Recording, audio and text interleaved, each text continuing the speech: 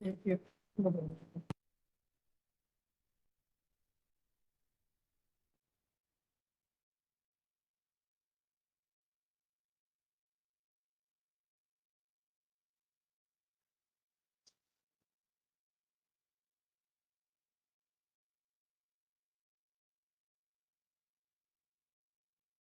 Very good morning, everyone, and warm welcome to all the participants in this faculty development program on smart building design towards net zero, organized by EICT Academy in collaboration with Department of Architecture and Planning and Department of Mechanical Engineering at NIT Patna.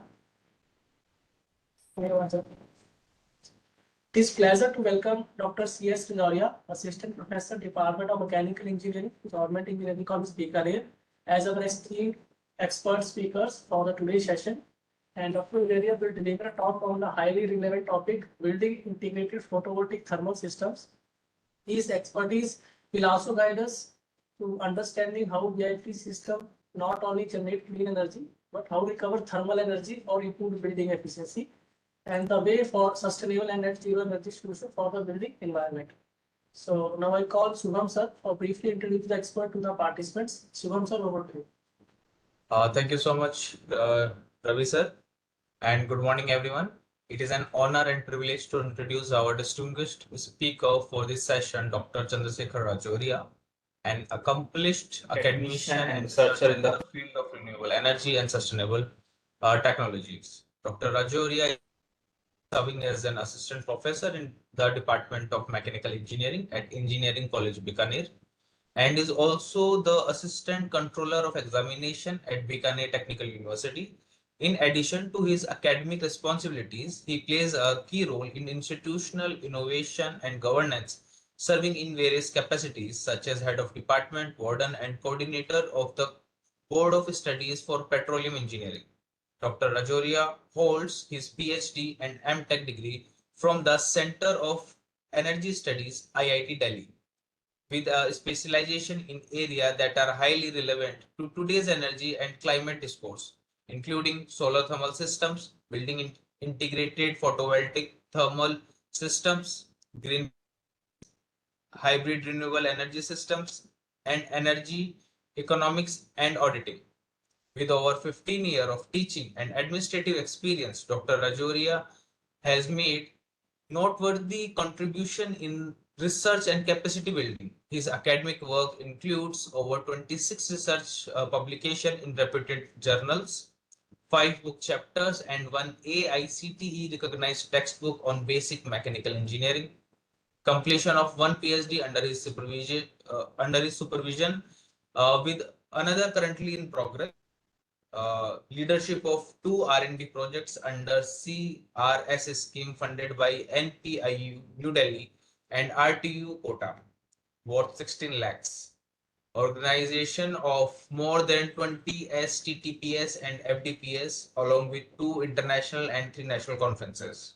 Dr. Rajoria has been honored multiple times for his exceptional service to the Institute, most recently as Innovation Ambassador and NISP Co-Coordinator, and a valued reviewer for leading international journals such as Solar Energy, Applied Energy, Energy and Environment, and Sustainable Energy.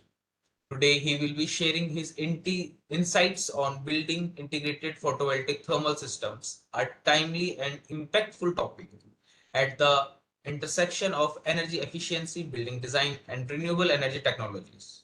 Please join me in extending a very warm welcome to Dr. Chandrasekhar Rajoria. Over to you, sir. Thank you, Shubham sir, for nicely introducing the session expert to the participants. And once again, we warmly welcome you, sir, and look forward for engaging session. Over to Rajoria, sir. Well, thank you. Am I audible? Yeah. Hello? Yes, sir, you are audible, sir. Okay.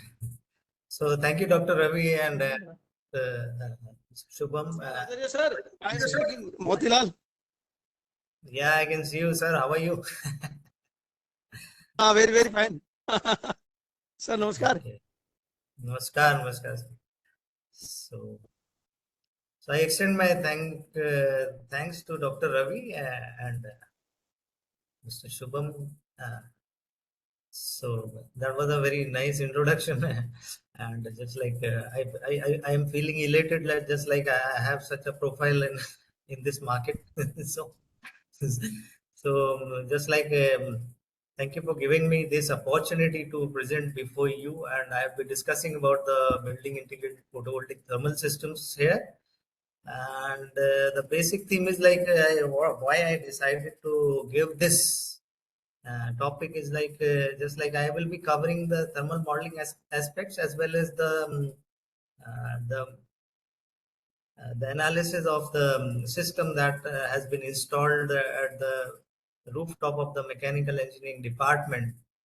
And you must be happy to know that Dr. Ravi was the PI in that project, and we have successfully completed that project, right? So all credit goes to Dr. Ravi for the analysis part of the BIPVT system that was installed on the rooftop of the mechanical engineering department. So I'll be sharing the PPT with you. I made a short PPT. In the meantime, let me timely ask you: am I clearly audible to you, so that I will be I will get connected to you clearly there. Am I audible to you all? Yes, sir. Audible, sir. Yeah, thank you Yes, for clear. the update. I am just sharing my PPT so that we'll go in this way. That like we'll start discussing the things. Let me share this.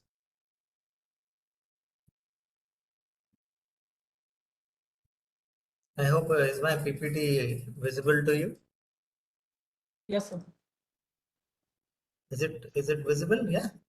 Yes, sir. It's visible, sir. So let us start straight away, and I'll not take much of your time because actually I know that there are a lot many things that I need to tell you, and just like I made it simpler so that everyone can understand. So just like thermal modeling is one of the aspect of the building integrated PVT system. Actually, building integrated comes after. Actually, you must know how PVT is modeled so that it may be integrated to any kind of building, like or any kind of structures. So this is the main thing. Like we must know, and just like there are many practical things that we can do here. Also, there are a lot many softwares nowadays that we can use to get all the things done. But thermal modeling aspect is one of the things, and I must tell you that this was once when I was in IIT Delhi, that was a nightmare for me, just like because I didn't know that how this thermal part is covered and how this is modeled. And just like I keep on asking everyone, every research scholar there, and just like in this way I've initiated. So from ground zero, I've got this knowledge, and just like you must know that you know this thing that everything is difficult before it is easy. So you must keep on trying, and I just my aim is just to introduce and get you a glimpse of thermal modeling aspect of this PVT system, and then we'll discuss about the building integration then. So let us come to the introduction part, and just like you all know that all countries are now looking for alternate sources. So this one is one of the most promising sources, like PV technology. You can see here and there at every corner of your colony or any everywhere you go, you can now see the installations there on the rooftop. So this is the most promising technology there. So total energy that can be intercepted from sun is 1.8 into 10 to the power 11 megawatt. Just like this is just data for you must be knowing. Everyone must be knowing this thing. There is an umpteen number. There is a huge amount of energy available, and you know that terrestrial solar radiation involves 43% of infrared rays and 48% of visible rays, and the remaining ultraviolet rays, just like UVA, B, and like this. So these radiations are not monochromatic in the range, and the range of wavelength lies between 0.25 to 2.5 microns, micrometers. So Utilization of solar energy is divided into two parts, that is solar thermal and photovoltaic. Just like solar thermal technology, we utilize the thermal aspects, thermal energy, and another thing is that like we can utilize to produce this electricity.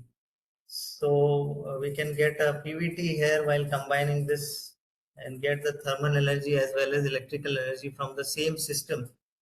So BIPVT technology is an emerging technology, and now it has gained impetus very in the last decade. This has become a very promising aspects. In this way, this topic becomes more important to be discussed. So when the PVT system is integrated with the building, this concept emerges that like BIPVT system, and this is known as BIPVT technology. So more or less is not very old. It's become famous in 2000 due to the development of net zero buildings and enhanced solar utilization. So here you can see a glimpse of a building, like this is for building solar thermal facade. This is a vertical one, and another is just like the horizontal one. So this is a facade BIPVT system. This is developed as a building casing to collect solar radiation efficiently and produce electricity and thermal energy to reduce the building energy consumption. So just like the idea is to effectively utilize the solar radiation in both electrical and thermal energy parts. So these are the features of this given system that I've shown you earlier. Just like this BVT system is developed on the building casing for collecting solar radiation. This was I've already told you that this is for collecting solar radiation and produce electricity and thermal energy simultaneously. So efficiently we can do it by and reduce the building energy consumption. So this BIPVT system has been established by standard architectural concept and replace the conventional building component. Just like we can make it like in any way, and now the new and efficient technologies are emerging that in architectural sector, also in building sector, so we can go for it. So while doing the study we have faced many challenges, so I'll also be discussing in between this lecture also. So what are the challenges when we were fabricating the system, and how did we overcome that also. So in this previous system, this system is physically connected to the building and it generates electricity, and this system collects the extra thermal energy and utilizes it to decrease the building energy demand. So how we can identify the problems is like why this PVT system has come into existence, as we have already discussed that 43% is the infrared radiation and 48% is the visible radiation and remaining is ultraviolet. So these total radiations are not utilized in photovoltaic system because there is a certain band gap in which these systems can operate. So rest of the band which is unutilized is converted into heat. So this radiation that is more than the band gap energy will disseminate as a heat in the solar cell, and this heat is increase the temperature of the cell, and therefore we know that you should know that the efficiency of photovoltaic cell decreases with the temperature. As the temperature increases, the efficiency decreases in the same time. So the main problem occurs in this system is that it decreases its performance, and the cell temperature increases, which goes unutilized, and this may create the problem to the material of the cell also. So at high temperature, the life of the module also decreases. So many technologies have been emerged, and the solution was sought by many researchers, and that is the reason this PVT technology came into existence. So there may be air-based PVT system, then water-based PVT system. There may be hybrid system also that may utilize both these systems there. And researches are going on and on. Just like we can in the near future, we can have some more sustainable system for it also. So we can classify this PVT system just like this is a generalized classification, a very short and brief. It can be extended to very large extent, but this is the basic things that's just like related to PVT systems. and we can have PVT water system, then combined PVT and air system, then PVT air systems can be there. PVT water system can have sheet and tube that can be square, rectangular, or round tube absorber, and there can be a channel in the combination or combined system, that's like channel, free flow, two absorbers. There can be three absorbers also, but we cannot because of the design consideration we do not just like consider this thing.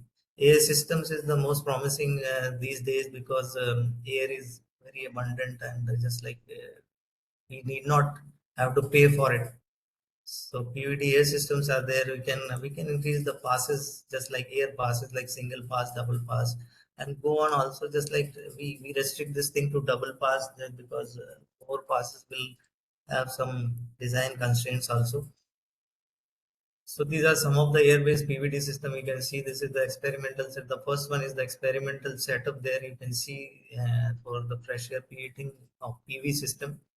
So this is just like in the window facade system. So you can utilize the thermal energy here also. The second one is the experimental setup of PVT air collector. This is the pilot setup which which generates electricity as well as uh, thermal energy also. Then this is the third one is this one is the PV panel with water and air heat extraction system. You can see here the tube structures is like hexagonal structure. You can have circular structure also. So these are the various structures where we can utilize this PV panel with water and air heat extraction systems. We can flow a water as well as air in the ducts or the channels which are being provided there. So this one is the PVT system installed on the roof of the building. Just like we have slanted roof, just like in India, just in the areas we are living, there are no slanted roofs. But when we proceed towards the hilly areas, in fact, in India, when we are talking of India, so most of the houses are having slanted windows, and which can be converted with an orientation of that place, just like the latitude of that place. So we can utilize the maximum energy while having a slope equal to the latitude of that place. So now we come to the thermal modeling of PVT array, and this PVT array can be integrated to the building roof. Building can be used as a building facade and other applications also. So thermal modeling, because this employs basic thermodynamics and heat transfer principles, so there are certain assumptions which we can go for, and just like these are some of the assumptions that like we consider one-dimensional heat conduction. Although this is not so, but for the simplification purpose, we consider this that there is one-dimensional heat conduction. Then there is the system is in quasi steady state. We assume this. Then the ohmic losses in the solar cell and PV modules are negligible. Although there are ohmic losses, nowadays the technologies are so efficient that the ohmic losses are more or less negligible. But still, we are considering this. Now, actually, what was the study done? This thermal modeling will support this study, and to support this study, we have considered 5 cases. That's like 5 cases. What kind of cases are there? We'll be discussing in the coming slides. But before that, let us understand what cases we are considering and how it has been used in the analysis. So first of all, you must understand that we have considered one of the model. Just like let me show a glimpse of it. You see, this the second one is the thermal. This is the PV module, crystalline silicon PV module having 36 cells. At the IIT, we were using this crystalline silicon module. That's why I have considered this thing in the study. And because there are 36 solar cell, this module is composed of the 36 solar cell. So we have considered 36 modules, 36 PV modules. So 36 solar cells and 36 PV modules. This is the basic idea of this setup of this BIPVT system. So now we can discuss this cases. Just like there are 5 cases, this case 1 is like 4 columns each having 9 PV modules in series and 4 are connected in parallel. You can see here, this is 9 PV module 1, 2, 3, 4, 5, 6, 7, 8, 9. These are 9 PV modules and having connected in series. This series and parallel connection are meant for the airflow configuration, not for the electrical configuration. Please note this thing. So we are discussing for the thermal part of it. So we are talking in context of airflow configuration. So 9 modules are connected in series for the airflow, and in parallel there are 1, 2, 3 and 4, just like this 1, 2, 3 and 4. These 4 modules are in parallel. So in total this is 9 4 the 36 modules connected in series and parallel configuration, air configuration. And this is one of the module containing 36 solar cells. Okay. Then the second case is there are 9 rows each having 4 PV modules in series and are connected in parallel. That means 9 rows of this PV model in which each row is having 4 PV modules from where the air is flowing. I will be discussing through figures also. Let us first see what are the cases, then we'll show the figure of it. So the third case is 2 integrated columns each having 18 PV modules in series and are connected in parallel. That means 18 PV modules are in series and 2 are in parallel. That means 18 to the 36. These are also 36. Then again there is case 4, just like 3 integrated rows each having 12 PV modules in series and these 3 are connected in parallel. That means 12 by 3. And the last one is that all 36 modules are connected in series. Series means just like the outlet of one module is the inlet for the other. This is series. And when the outlet and inlets are independent of each other, these are called as parallel. So in this way, this is the air inlet and this is the air outlet from this figure. You can see this, and this 9 PV modules are in series and there are 4 rows that is in parallel that will be giving you a combined electrical and just like thermal output. So electrical output is governed by the temperature of the solar cell, and what we are intending to do is just like decrease the temperature of this solar cell so that the efficiency is increased. So we have 2 benefits from this. One is we are utilizing the thermal energy from this system, and another benefit is just like while reducing the temperature of the module, you are somewhat increasing the efficiency of the cell. That means you are getting more electrical output from the same system, so you are getting a double benefit from it. So here in the third section, this is full sectional view at XX, just like this. This is the sectional view of the system, where you can see that there is this is the solar PV module. Upper is glass surface, then there is solar cell, and at the bottom there is a Tedler, and below this Tedler there is a duct for air inlet, and at the below this duct there is an insulated surface to reduce the heat transfer.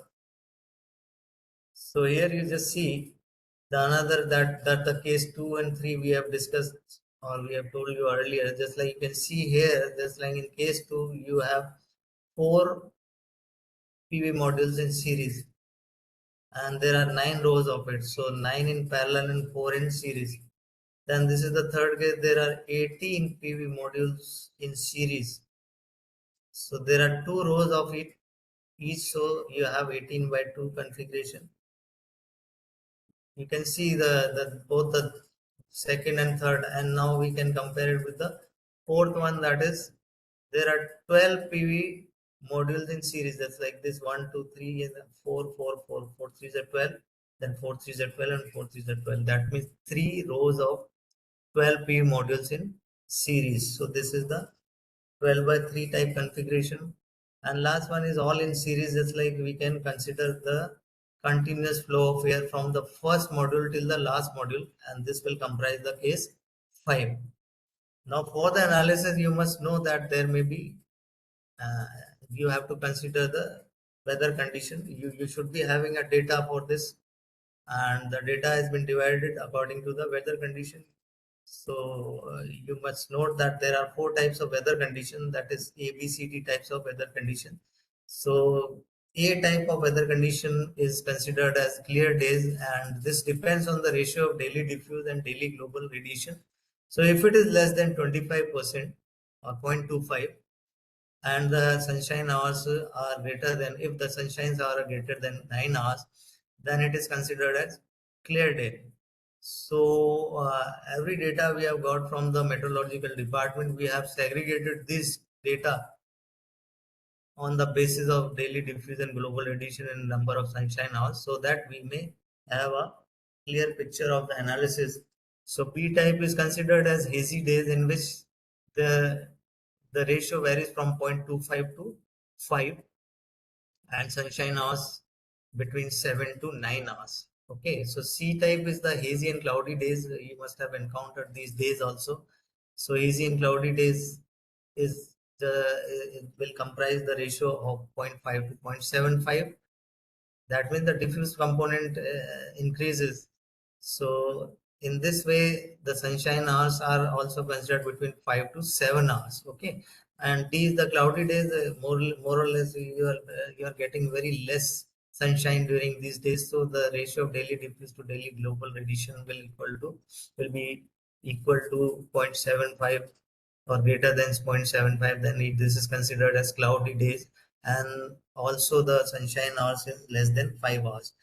So these are the 4 types of 4 types of weather condition that has been collected from the, just like, meteorological department, and then the analysis has been done for this. Just like we will come to the thermal modeling part also, but we must understand what are the data and how we have taken this.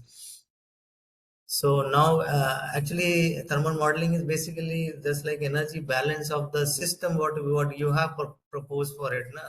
So we know that we have a solar PV module, and we have to model it for that system also.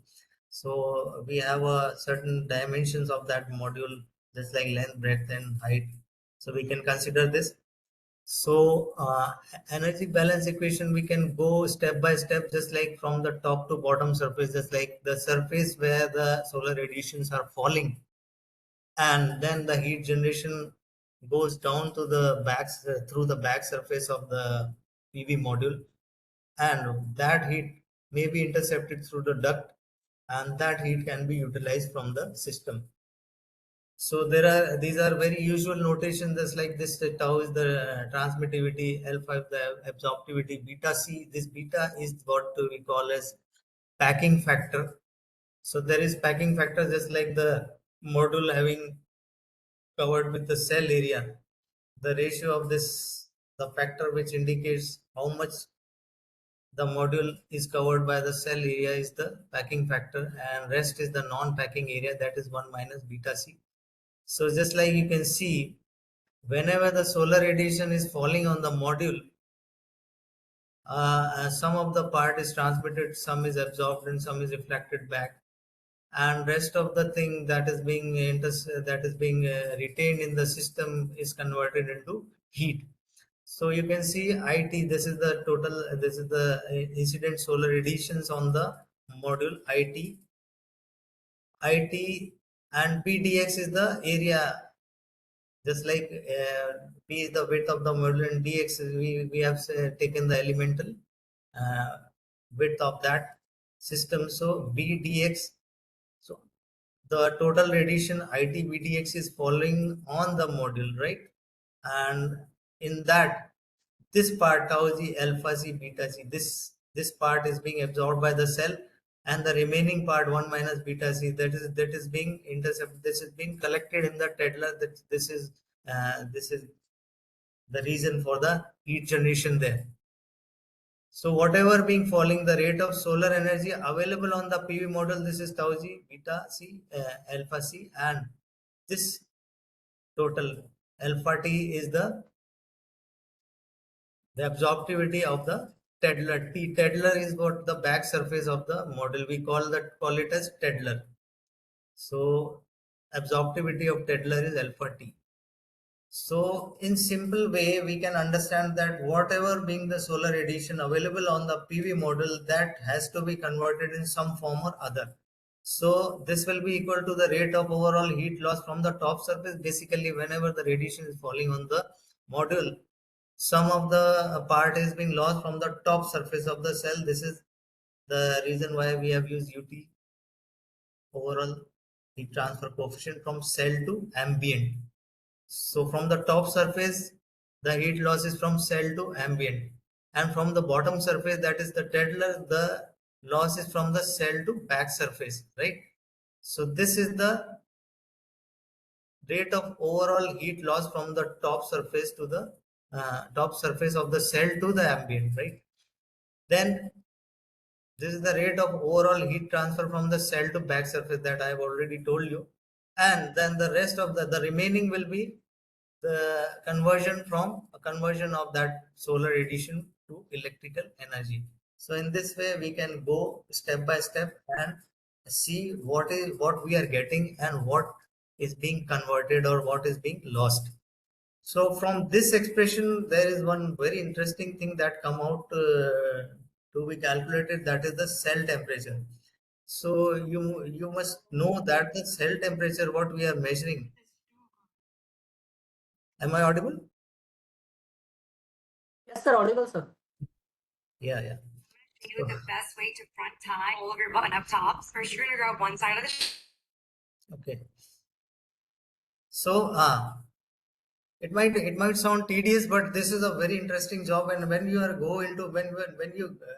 when you involve into this analysis, you will find it just like you'll forget sleeping, like, and just like you involve in this system, and just like it will automatically come to your mind. It's just like you do the analysis and complete it like anything, la? So from this part, this first equation, we can find out Tc, that is the cell temperature. Now you must know that I must tell you this, that this Tc is not whatever you are measuring from the actual module is not the cell temperature. You mind it just like, so cell temperature is, this is the actual cell temperature what we have found out through this expression, right? Because cell is below the coating line, and whatever you are measuring is not the cell temperature, it's the top surface temperature. So this is the actual cell temperature what is being measured there.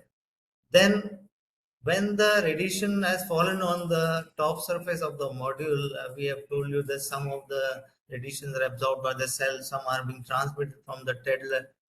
Then this radiation comes to the back surface of the Tedler, just like this radiation when we are falling on the model, then it will ultimately go out from the back surface, right?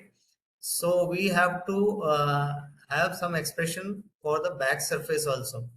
So this is the expression here for the back surface, and this is the rate of heat transfer from cell to the back surface of the Tedler, that is UTC minus TPS. That means cell temperature, temperature of the cell minus temperature of the back surface. And to equate this should be equal to the rate of heat transfer from the back surface to the back surface of the Tedler to the flowing fluid. That means ultimately from the back surface of the Tedler, the heat is being dissipated to the atmosphere, which is going wasted when we are dissipating it in the open atmosphere. So idea is just like, why not use this thermal energy that is being dissipated from the back surface. So from here, when the air is being heated from the Tedler and it is being dissipated in the open, so we can collect this air, we can collect this heat by flowing the air below the Tedler. So for air flowing below the Tedler, this is the rate of heat transfer flowing through the fluid. Then this should be comprising of an overall heat transfer from the flowing fluid to the atmosphere. That means this is the loss component. So this total, the rate of heat transfer of the flowing fluid and the overall heat transfer of the flowing fluid to the ambient should be equal to the rate of heat transfer from the back surface of the Tedler to the flowing fluid. This is the basic concept. So this should be equal to whatever the rate of the heat transfer from the back surface of the Tedler to the flowing fluid. So from this expression, we can find out the outlet air temperature from nth PVT module connected in series. Nth PVT module means the last PVT module from where we are collecting the air, hot air. So this TFON, that means N is for the nth PVT module. We while solving this equation, all these equation, simplifying all the above equation, we will get the outlet air temperature of the nth PV module. But we know that n PV modules are in series only. We have not considered the PV modules in parallel because this is the combination of series and parallel configuration for the airflow. So if we consider that there are n PV rows of PVT array, then this expression of useful heat gain can be obtained in this form.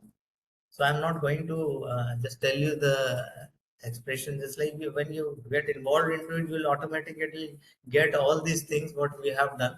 So this is only to give you an overview that how we will proceed for the thermal modeling and how we'll get the expression. So you just simplify and get the similar terms and combine and club it to make it a dimensionless group. And this dimensionless groups are versatile and can be used anywhere. So just whenever you are going for thermal modeling, just try to convert some parameters into dimensionless groups which can be used anywhere in any kind of situations. So ultimate goal is just like we have to find out the useful thermal gain, that is Q useful, and from this expression we can find out all the parameters given here are known or can be evaluated, can be measured. Okay, so this IT can be got from the, we have got this data from the meteorological department. Alpha, absorptivity and transmittivity, you can assume for a given material, assume not assume, you are getting a specific data. You can see for the material and you can get the data there. You can measure the area also. So everything is measurable and quantifiable, so we can quantify this thing. Okay, so now when we have got the thermal part, we can now find out the electrical part also, because electrical energy is hybrid energy. We can refer it as an exergy. So we have made it as EX electrical, and from this, where eta is the efficiency of the module and N is the number of modules IT, and this is basically the what is being converted to electrical energy. Okay, so we have got two components, that is thermal part and electrical part. So both this thermal and electrical part can be combined to get the overall thermal energy or as well as overall exergy gain. So overall thermal energy gain is nothing but we are converting the electrical energy part to equivalent thermal energy. So when we are talking of overall thermal energy, you have to sum up the thermal energy part plus the converted equivalent energy, electrical energy part, that is QU electrical by eta C power. This eta C power is the electrical power generation efficiency conversion factor for the conventional power plant, and for Indian coal it is around 0.38. For Indian coal it is around 0.38. So from here we can, when we can calculate overall thermal energy, we can also calculate the overall electrical gain or overall exergy gain. In this, the same concept lies. The difference is just like conversion of electrical energy. Just like exergy is the high grade energy, so we give a prime consideration to the electrical energy, but we convert the thermal energy to the equivalent electrical part. So for that we have to multiply this useful thermal gain to the Carnot efficiency, and in this way you can convert this electrical just like thermal part to equivalent electrical part. So overall exergy is meant when our primary focus is for electrical gain, and overall thermal energy gain is when we are primarily focusing on thermal energy part, right? So this is the electrical energy part and thermal energy part. So this is what this is a typical data for January, and you must see the solar intensity and ambient temperature. The solar intensity is typically when you must know that it rises and peaks up in the afternoon and then falls back. So you can get this set pattern every day. And in January, the temperature profile is like you can see that this is a typical glimpse of like the temperature variation in the winter month. Hmm. So analysis has been done on this on the basis of the data what we have obtained and what we have measured and assumed. And from that data, all the 5 cases has been studied, and what we have got from overall thermal energy prospects, that the best configuration in terms of overall thermal energy is the case 2. Case 2 is what that is basically the 4 PV modules in series and 9 in parallel. So you'll get maximum thermal energy from this configuration.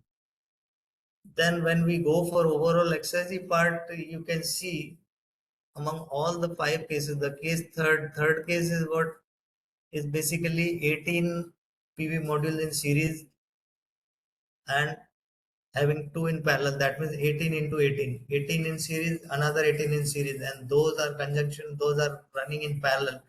So this configuration gives the best data, best value in terms of overall exergy.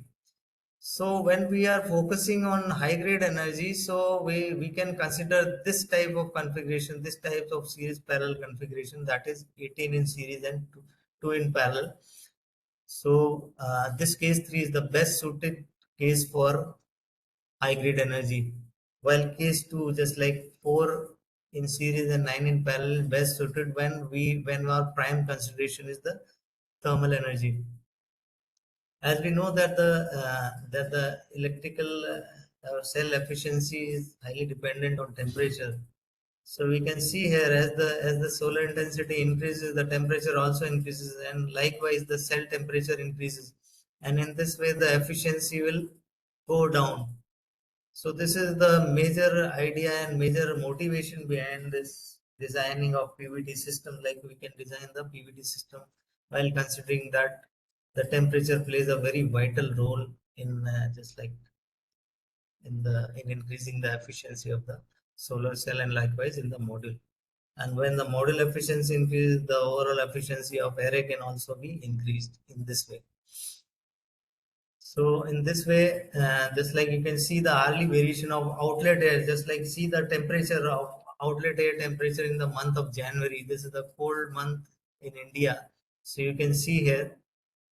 So just like here you can see the case 5 is giving the highest amount of thermal energy, or outlet air temperature is highest in this configuration. That like case 5 is the case where all the modules are connected in series. That means from first to the last there is one inlet and one outlet. So obviously when the air is passing through so many modules, PV modules, the temperature is going to be increased.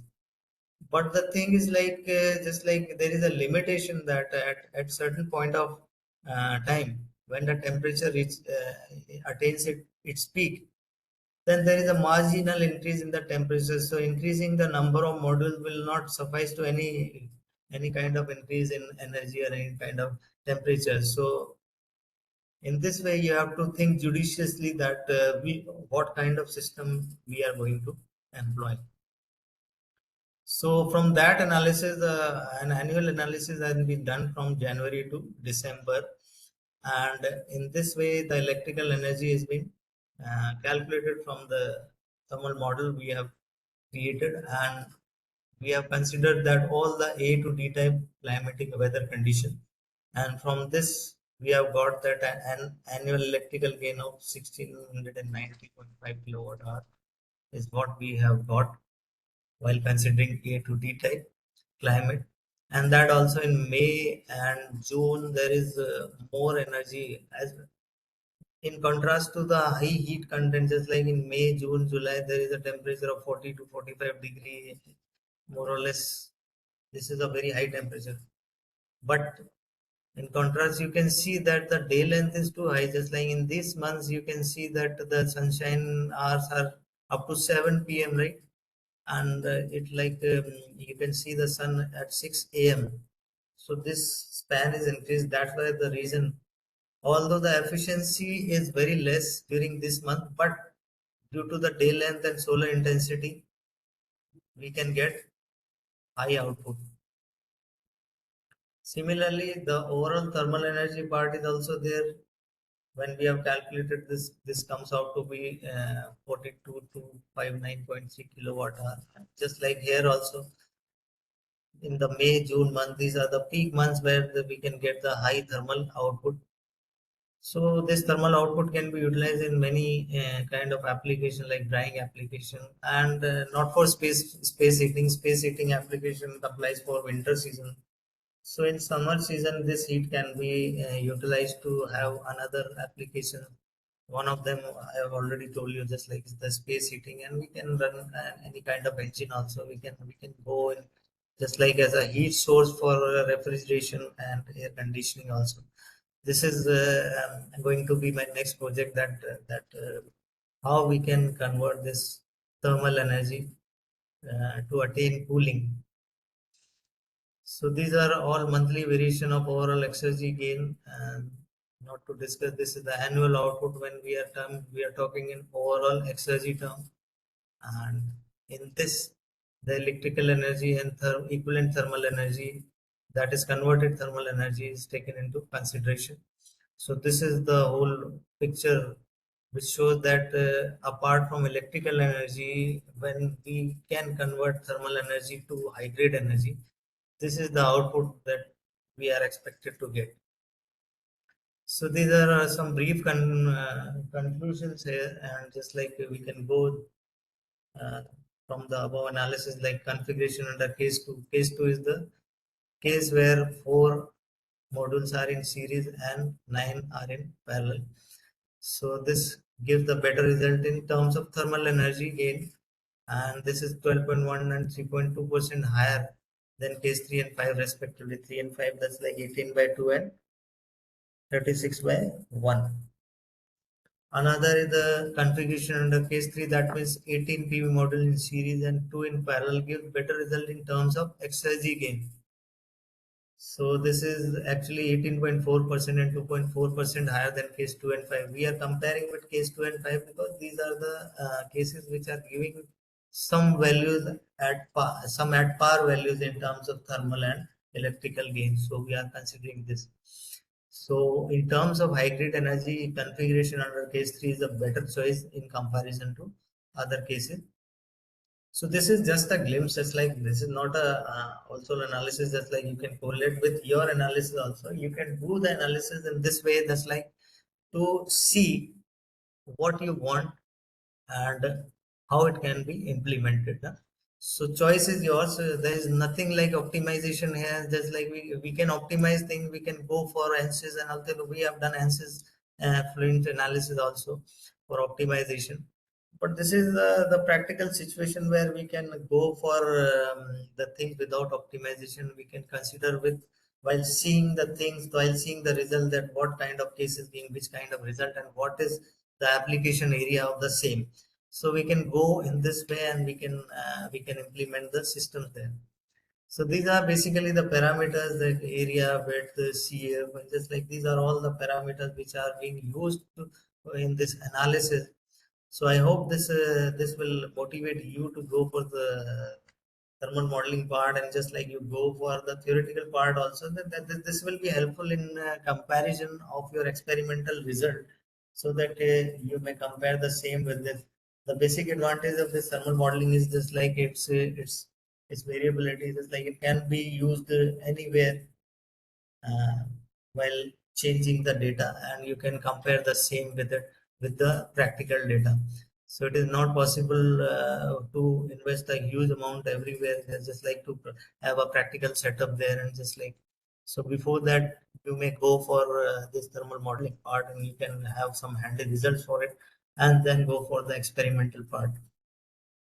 So now we come to the practical setup of the air-based PVT system, BIPVT system, which was installed on the roof of the mechanical engineering department at Engineering College Bikaner.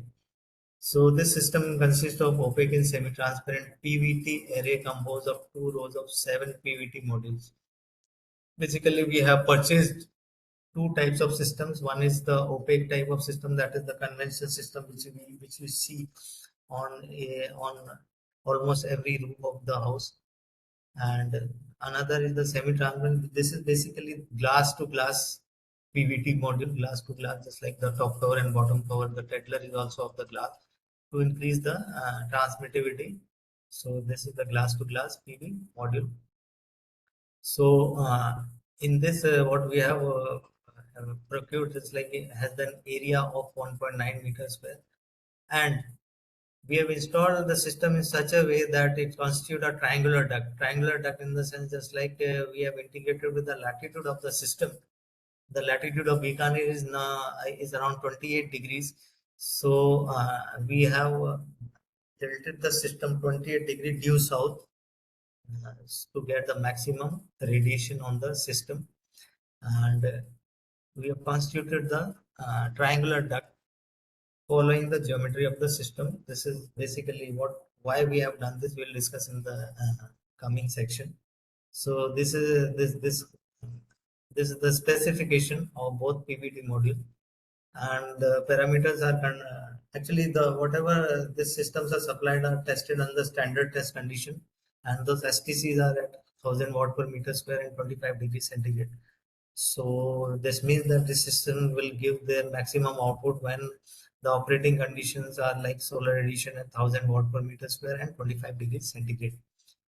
So this array type, just like we have constituted an PVT array from this system array, and this is the specification of semi-transparent. That's like maximum power 270 watt peak. Actually, this is at standard test condition. Then open circuit voltage is 37 and 38, around 37, 38, and IAC is short circuit current 9.1 and 8.96. Then IM and VM, these are the specific parameters which were written on the module also. This comes the fabrication part, and just like we got it fabricated, and there was challenges also to make this system, but we have overcome. That's like as there are challenges, there are solutions also. So here you just see on the top portion, this is the opaque PVT system, and now at the bottom system there is the semi-transparent, that is the glass to glass PVT. There is not much difference in this, but the only difference is just like this is the glass to tether system, the opaque one, and the semi-transparent one is the glass to glass system. So in basic terms, we will get an added advantage of higher transmittivity and less heat retention in this semi-transparent PV system, and like in opaque system, there is more heat in comparison to the semi-transparent one. This is the side view. Just like this, we have made a duct here, the triangular duct, and there may be made a DC fan provision so that the air may be flown. Now, actually, this was the initial setup. You must see there is the air inlet, and just like we have the DC fan there. But as you can see, the system is a big, and just like airflow may not be uniform in this system. So the one challenge that we have faced during this time is the airflow, uniform airflow. So first we have to increase the capacity of DC fan. So we have replaced this DC fan with the fan with a higher capacity so that the air may flow consistently throughout the duct. And due to the fluid sciences analysis, we have to extend this section also. This section we have to extend so that we may get the laminar flow over there. And so this is the air inlet. Then there is one outlet there. These are the two same system. This is 7. This duct system having 7 PVT PV modules, and another this second duct is also having the 7. So we are having 7 PV modules in series in the duct 1 and duct 2, and these two are connected in parallel. So this parallel configuration is connected to an hot air dryer. You can see here there is one hot air dryer, and there is through a ball valve one pipe is going to the room. So in case we are not doing any drying process, then this can be converted to space heating application also, and the hot air may go to the room for space heating. This is basically intended for winter purpose actually, and for summer there may be we can use this hot air dryer. So this is our own weather monitoring station. We are fortunate that we have installed our weather monitoring station. This is due to the challenge we have focused to get the data from the meteorological department. The cost was too high at that time when we were requiring the data, and the authenticity of the data was also questionable, in the sense like we wanted the data for this area, Bikaner area, and what we are getting, we are not convinced for that. So we installed our own weather monitoring station, which gave the outlet, the temperature, ambient temperature, wind speed, RF, like solar radiation, relative humidity, barometric pressure. All this data we have got. We have got our own database for this. So this has helped in our analysis to get some accurate information. So this is the upper setup, and this is what the data logger for the weather monitoring station. Now, for the electrical part, we have so far inverters that are grid connected inverters, which for one for semi-transparent and one for opaque PVT system. These are grid tied inverters, and all the electricity generated has gone to the grid, has been utilized for the electrical supply in the mechanical department as well as other departments also. So here, what was the methodology we have earlier discussed, and these are the simple basic equation for electrical efficiency, thermal efficiencies. So actually, we have done the exegetic, energetic, and enviroeconomic analysis, and we have done all not many things here, but due to the time constraint, I am just focusing on what basic things we have done. So we have also done ANSYS analysis also, but this today I am not covering that. So we have considered the month of September to December, and these are the basic equations what we have used. And this is the equation for overall exergy. In this, psi is the efficiency conversion coefficient proposed by Patella. This is basically used to convert the thermal part to electrical part, or energy to exergy. So these are all the formulas you can get on net also, you can get in literature also. So I will not be focusing on all these things. The main thing is just like we have find out the energy efficiency and exergy efficiency.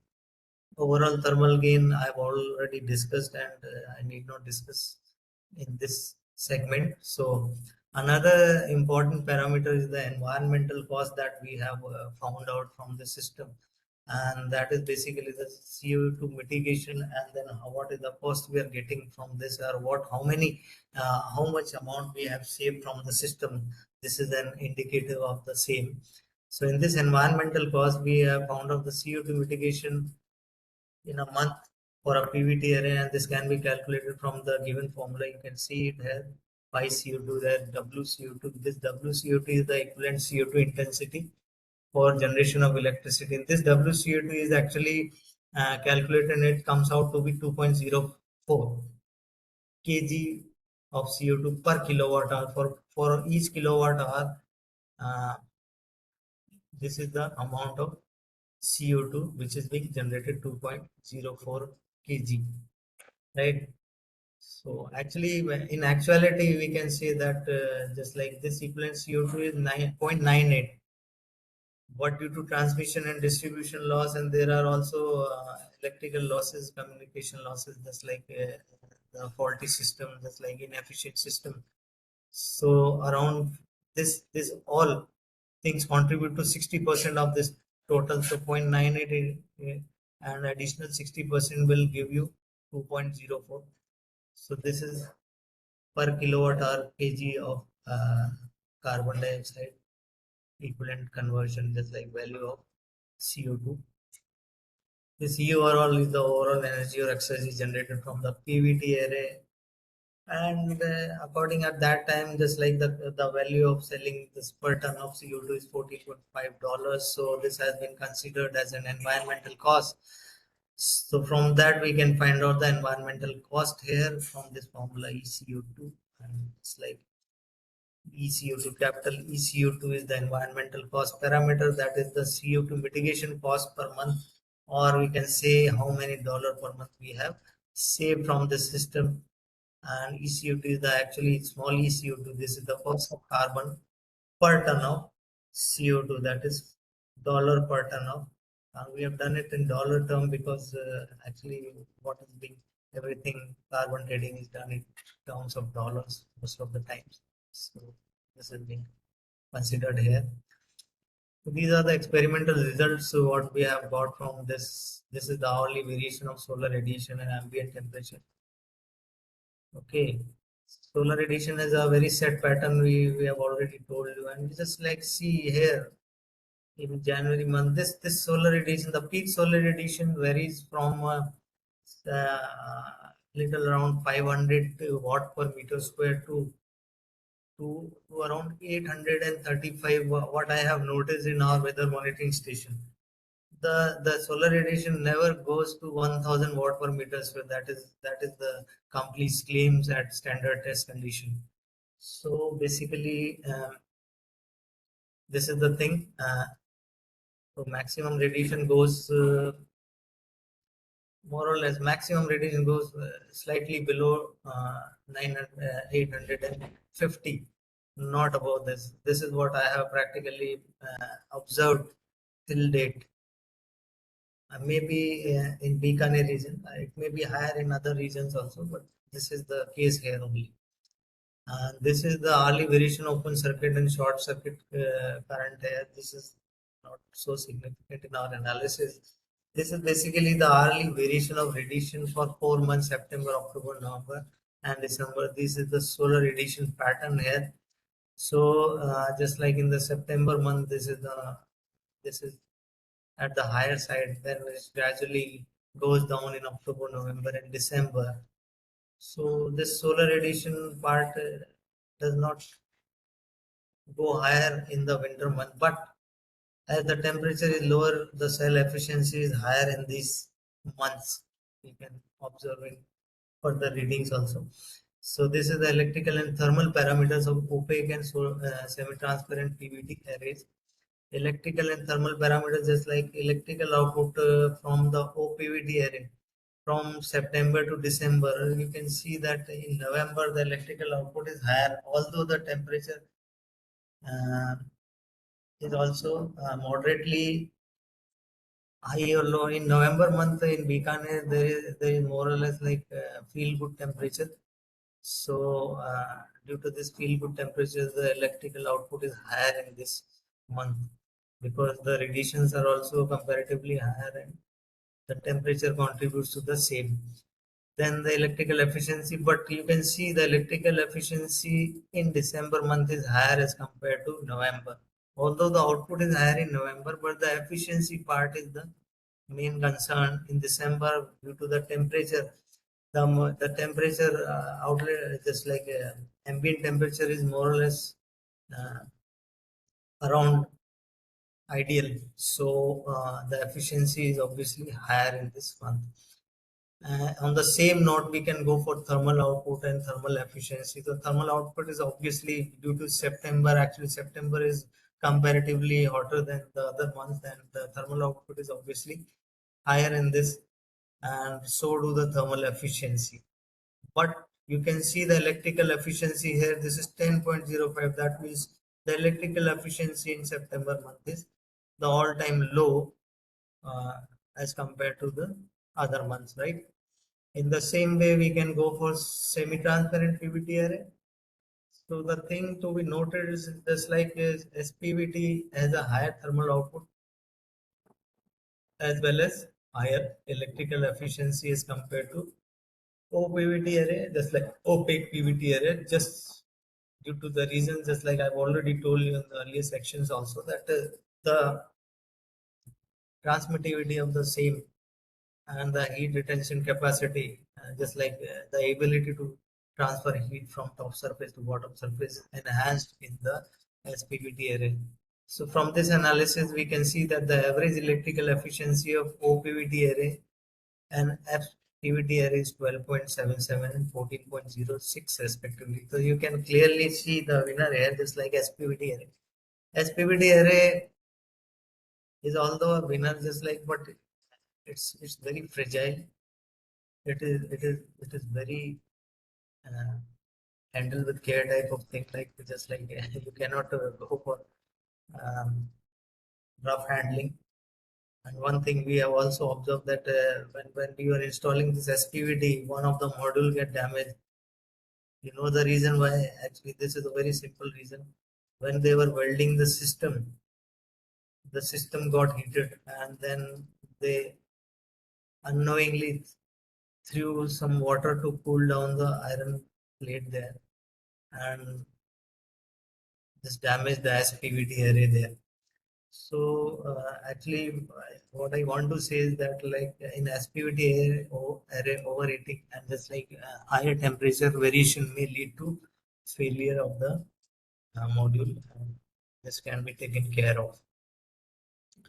So here you can see the electrical efficiency is found to be higher as compared to OPVT array due to direct radiation gain from the unpacked surface of the SPVT array. And this is the result where we have the less amount of heat retention in and around the cell. So here you just see the graph here. This is the electrical output and for the 4 months. So you can see here in the September, October, November and December, the semi-transparent PVT array renders higher electrical output, except in the September month. This may be due to the reason that the temperature is higher and the solar radiation is lesser in comparison to other months. There are several other factors also that may contribute, just like the type of weather conditions, just like ABCD we have already discussed. So there might not be some clear days in the September month. So this analysis may be extended to some more years so that we can get a generalized picture of the particular month. So there is an unlimited opportunity of analysis in this type of systems, and we can go up to any level. And the another one is the thermal output. Here also the thermal output from the SPVT array is comparatively higher than the opaque PVT. This due to the same reason attributed to the above discussion, like more transferring of the heat from the top to the bottom surface. That is no heat retention or lesser heat retention in the glass material. So here also we can see that the average thermal efficiency of semi-transparent system is increased by 15.2% with respect to OPVT system due to heat dissipation rate of the SPVT system as higher as compared to the OPVT array, opaque PVT array. So obviously semi-transparent is a good deal, but as I have told you, there is some challenges in installation of such systems. So you can select judiciously for which system you have to go. Then there are some experimental results for overall exergy and energy gain parameters also for opaque and SPVT array. For all these 4 months, we can say for OPVT and SPVT array, we have computed for overall exergy gain, then efficiency, overall thermal gain and efficiency for both the systems. So we can see that the overall exergy gain for opaque PVT and for SPVT, just like obviously it is higher for semi-transparent PVT array.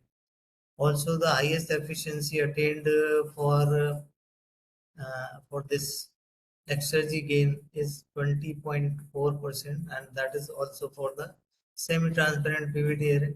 So this data is basically intended to show that the opaque PVT system is although cost effective but less efficient than the SPVT array. So when we have to decide for which system we need to implement, we have to decide on two parameters, just like efficiency parameter as well as the cost parameter.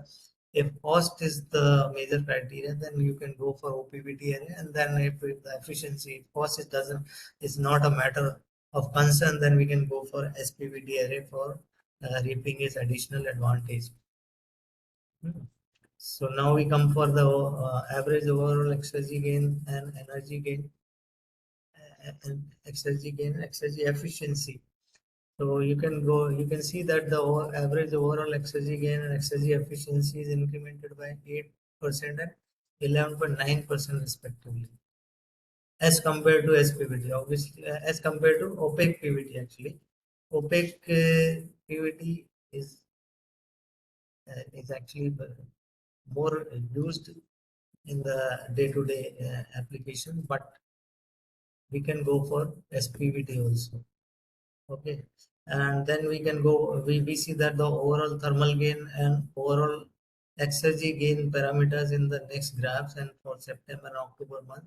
So obviously there is a clear notch for semi-transparent PVT array as compared to OPVT, and SPVT can be implemented. The only thing is like just like we can there may be some architectural constraint for this, and there may be some cost constraint for this. And if this is not the constraint, then you can surely go for semi-transparent or glass-to-glass PVT module or PVT array. Another then in continuation we come out with another observation, just like as PVT array provides higher potential of mitigating carbon dioxide, which has resulted in an increase in CO2 mitigation by 8.7%. So the analysis is done on two bases, just like on overall thermal energy basis and overall exergy basis. So for both the PVT array, OPVT and SPVT array, there are two bases of analysis: overall thermal energy and overall exergy analysis. And the same thing has been done for CO2 mitigation in 4 months. So you can see here for OPVT array it is 6.98, and for SPVT it was 7.6. That means for SPVT array the CO2 mitigation in the 4 month on overall thermal energy is higher. Same thing when we have done for overall exergy basis, it is also higher for SPVT array. Obviously we have discussed in the earlier sections also, because SPVT array is a top notch over the OPVT array. Enviroeconomic analysis we have done, and what we have computed is just like you have saved around 8,000 rupees when we have converted from dollar to rupees. From this small system you have saved around 8,000 rupees in this 4 months. So this is a good thing that we are able to save this much amount. Then the average efficiencies for the 4 months for OPVT array on thermal energy basis is 61 and 70 for SPVT array, while overall exergy basis, just like when the high grade energies are top concern, then we see that the OPVT renders 16% and SPVT renders 18% efficiency. So these are the major outcomes what we have done in this whole analysis, like electrical efficiency and thermal efficiency of semi-transparent PVT arrays higher by 9.2 and 15% respectively as compared to PVT array.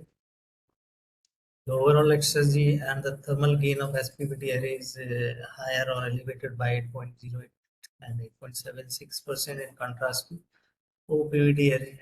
Maximum exergy and thermal gain are obtained in the month of November. Actually, November is the month where the temperature and solar radiation are pretty much balanced in this way. So it is liable to give more gain in this month. Excuse me.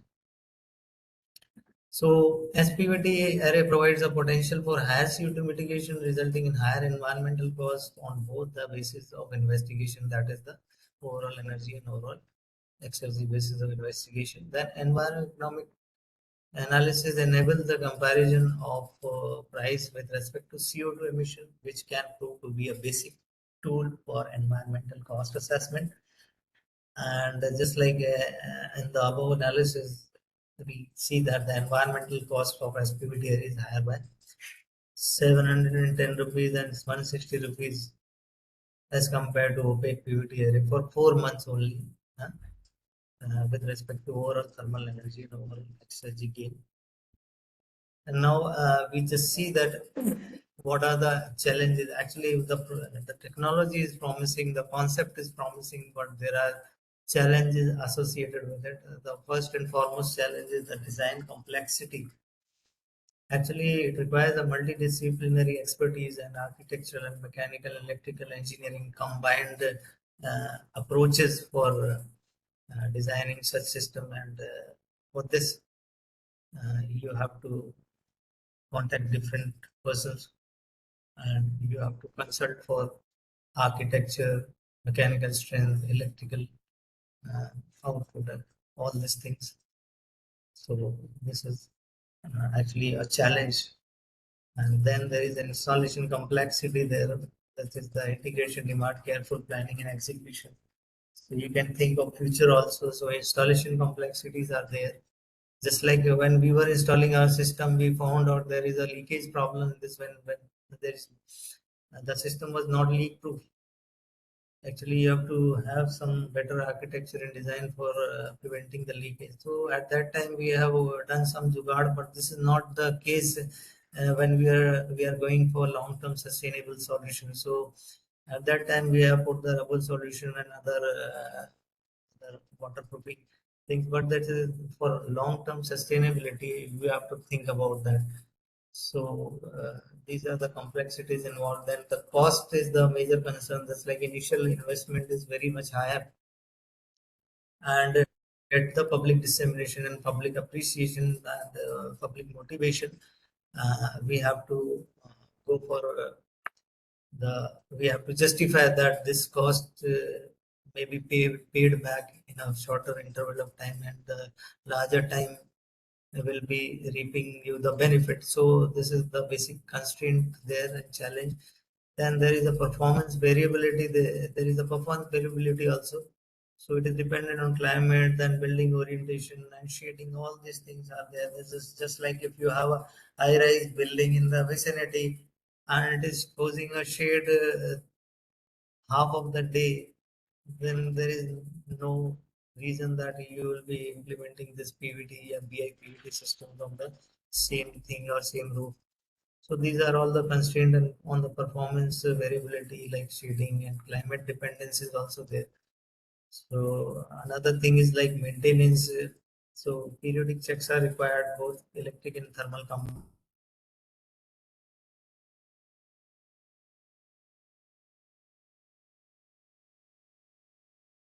AC climate is there, and just like all these things, just like we live in Bikaner, there is a dust problem there. So obviously we have to remove this dust from the panels time to time, this because this drastically decrease the electrical output from the system. So this is also a challenge. Then there is a material compatibility issue, that like ensuring durability and longevity of the integrated materials. There is the material should be compatible and that should be long lasting also.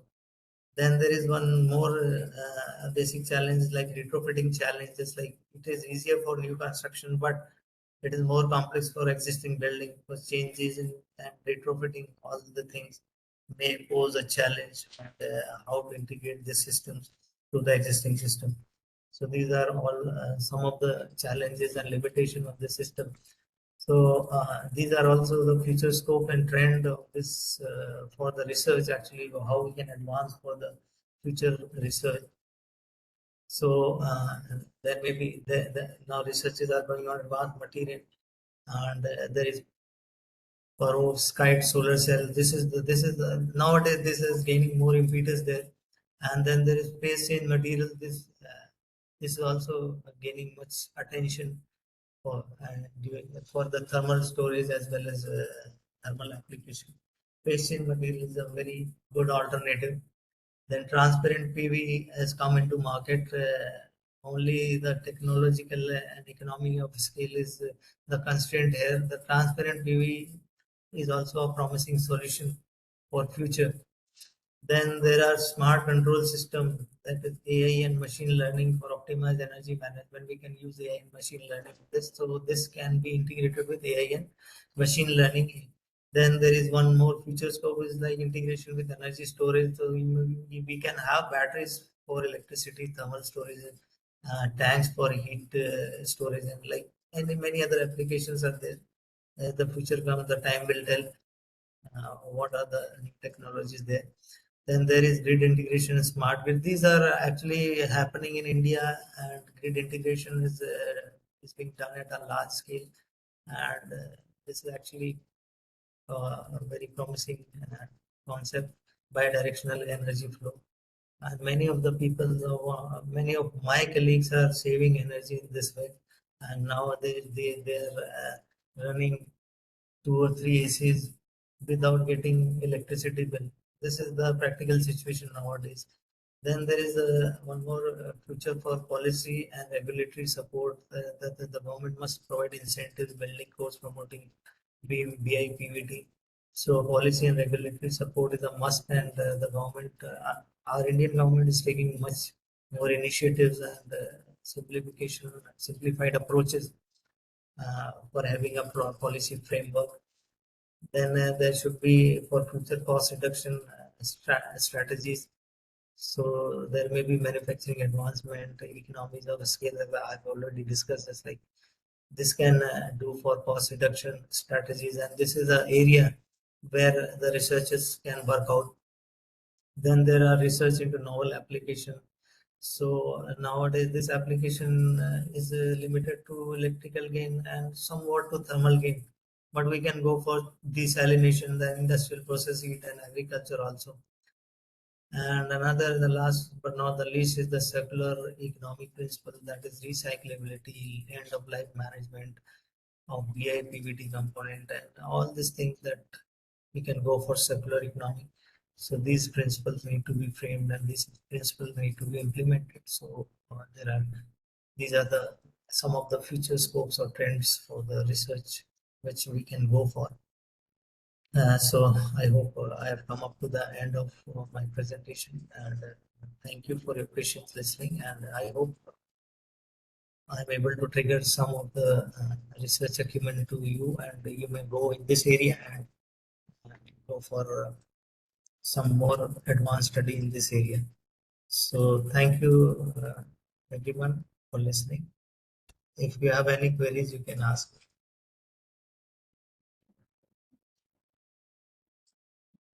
Participants, the platform is open for you. If you have any query, any question, please ask the experts.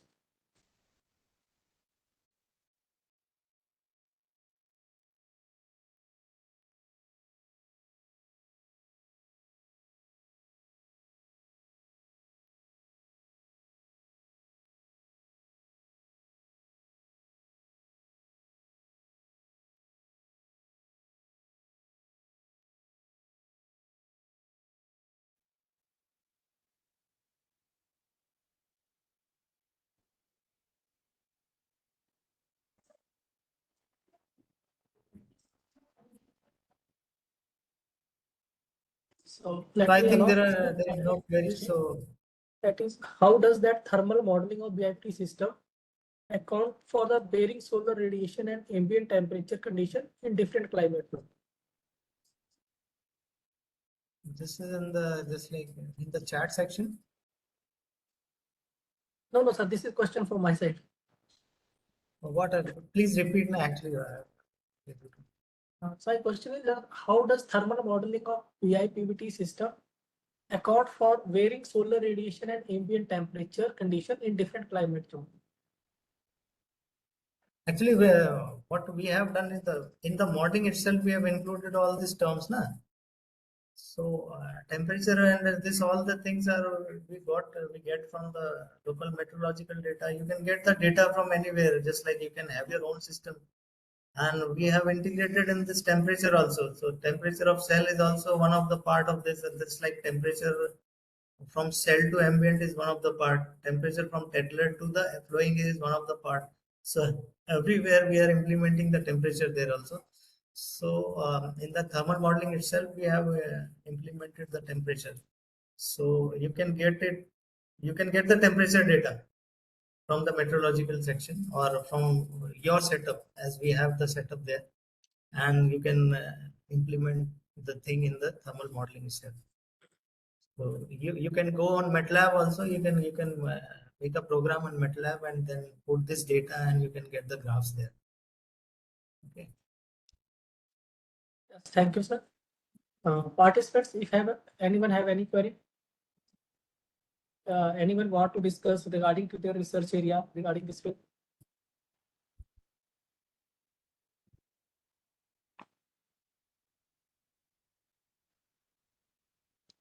So I hope the queries are sorted and just like no one is asking, so we can wind up the Okay, session. thank you, sir. So let me get the opportunity to conclude the session. So thank you all participants for today's session on building integrated photovoltaic thermal system. That is session delivered by Dr. C.S. Rajoria, Assistant Professor in Government Engineering College, Bikaner. And Dr. Rajoria has provided the comprehensive insights into the integration of photovoltaic and thermal technologies within the building envelopes and towards the net zero energy buildings, and a detailed discussion on the thermal modeling of BIPV system, exploring the heat recovery and energy flow dynamics that can be effectively simulated and optimized. He's also shared the case studies, demonstrated the real world applications, and importantly, the expert also addressed the challenges in the system integrations, efficiency, and maintenance, and were reflected on the future scope of BIPT system in the Indian context and globally as the sustainable building solution. So we sincerely thanks Dr. Rajoria sir for his enriching session, and thank you all the participants for their involvement. So we look forward to you continue participation in the upcoming sessions. And there is one announcement that is today we have one more session at 11:30 p.m. Dr. Harish. So be connected and stay there. And thank you, Rajoria sir, for your session. Thank you, Dr. Ravi. Thank you for giving me the opportunity. So with that note, I'm logging out. Thank you, everyone. Thank you to all the participants. Yeah, thank you all. Now with this we close the meeting. Thank you, everyone.